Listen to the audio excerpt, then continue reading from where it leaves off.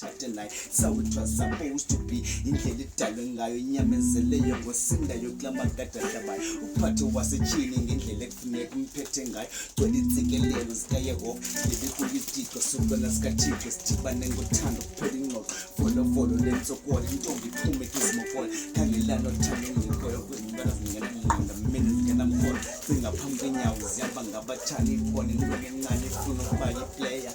Cimba ngoba usikhothane izawufeya. Hamba ngalo uthando uzophendula xa simkile uzomkhumbula.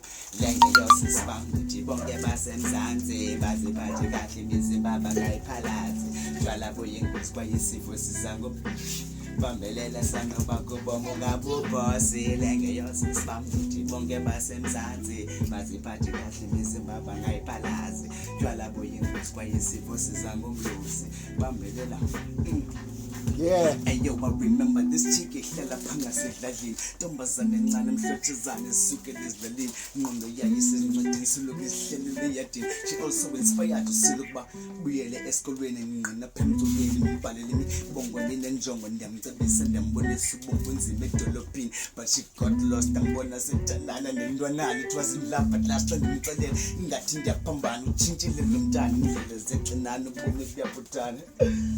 Xa ndithetha ngaye ndiske ndibawula ukhala ndibe nesinqala ndiphuthaphutha intambo ndibawula uzixhoma indoda icishe kodwa Abasetyhini uthemba Mpehlo knew I loved you. So I couldn't stand ukubona unalo ntwana, but istory indabandaba ndikuxelela ukuba ilunganga wenika uthando lwakho inhliziyo yakho nguwe lukhalayo igazi limpombozayo intombazane encane efukuzayo khangele ngekhoyo cause umthandayo ukutshitelayo inhliziyo yakho iyaphulayo phela ungayazi nani. Yeah.